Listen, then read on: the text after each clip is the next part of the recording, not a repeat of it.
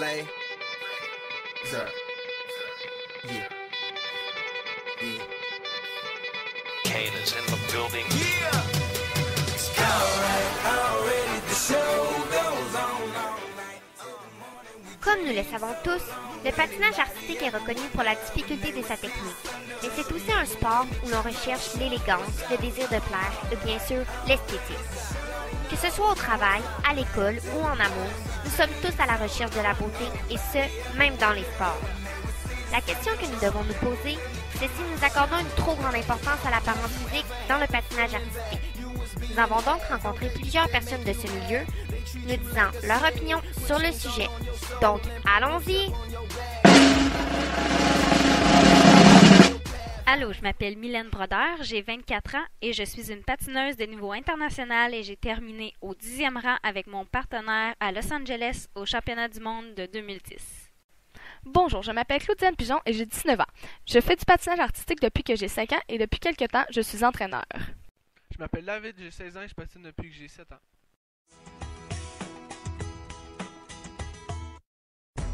Combien de temps passes-tu en moyenne à te coiffer et à te maquiller avant une compétition? Je passe en moyenne 30 à 45 minutes pour me coiffer et me maquiller parce que je vais être belle sur la glace. Avant mes compétitions, je passe pas mal de temps à me coiffer et à me maquiller. Sincèrement, comme patineuse, j'ai été chanceuse parce que ma sœur est une coiffeuse, donc elle me coiffait avant que je parte pour mes compétitions. Donc ça prenait 1 heure ou 1 heure et demie, tout dépendamment ce qu'elle me faisait dans les cheveux.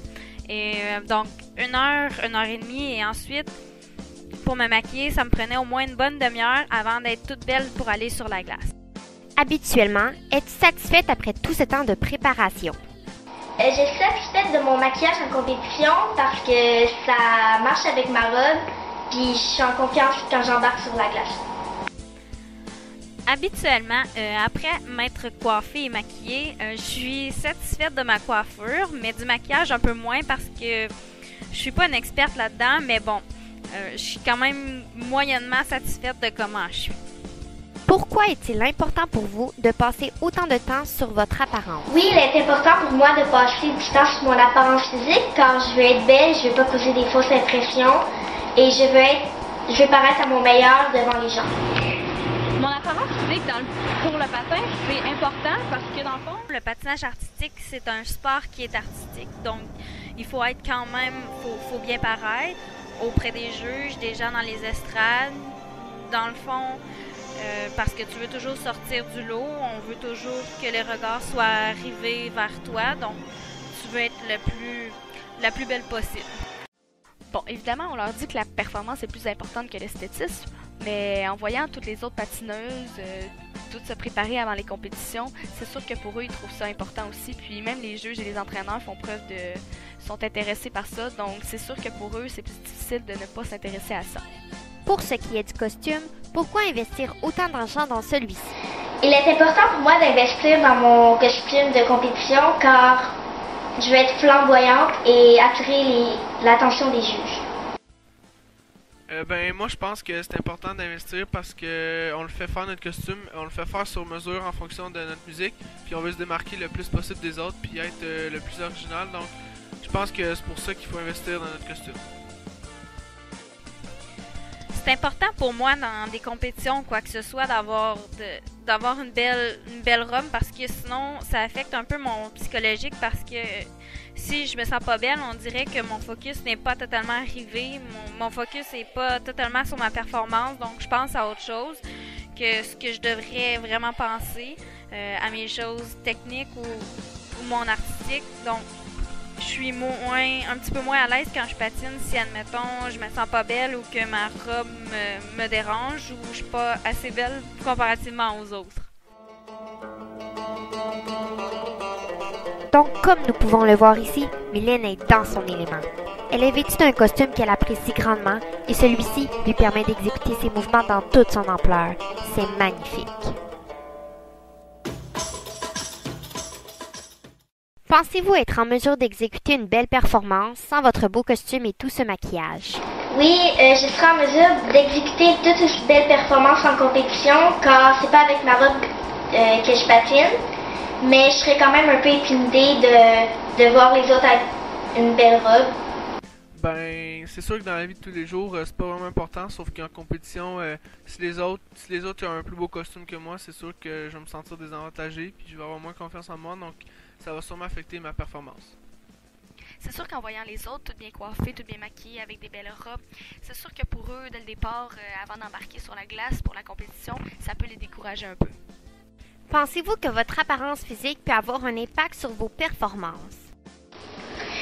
Ça n'aurait pas d'impact sur mon mental car j'ai pas besoin d'être belle pour faire un bon programme, mais peut-être un impact sur les juges car ils pourraient se dire que vu que je suis pas belle, ben que je suis pas bonne puis qu'ils me donnent moins de points.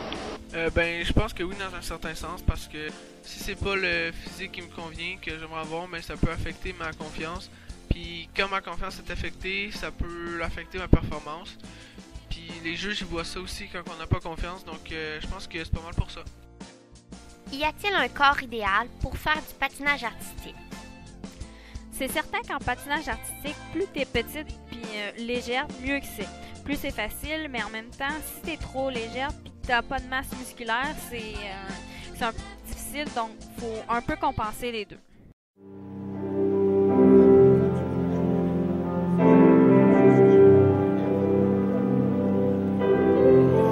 Considérez-vous le patinage artistique comme un sport où il faut surveiller son poids? Je considère que le patinage artistique est un sport où il faut surveiller son poids parce que oui, il faut être le plus slim possible, mais en même temps, il faut faire attention quand on dit aux jeunes de 12-13 ans, des jeunes filles qu'il faut surveiller son alimentation. Il y en a beaucoup qui tombent dans l'anorexie et ça, c'est un peu dangereux.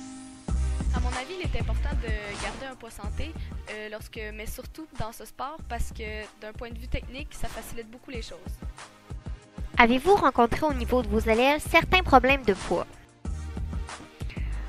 En effet, j'ai déjà rencontré au niveau de mes élèves certains problèmes de poids, mais dépendant des niveaux, on juge ça différemment, on règle le problème si on veut différemment. Mais dans mon cas, c'était pas vraiment nécessaire d'avoir recours à un régime puisque c'était surtout du patinage récréatif, des plus jeunes, puis c'était surtout pour le plaisir. Pensez-vous que les juges accordent trop d'importance à l'apparence physique des patineurs? C'est sûr que les juges accordent un peu d'importance à l'apparence et tout ça, mais en même temps, je crois pas qu'ils en accordent trop, puisque c'est un peu ce qui donne le charme au patinage artistique. Conclusion, comme l'a si bien dit Claudiane Pigeon, l'apparence physique fait en quelque sorte partie de ce sport. Who says you're not perfect?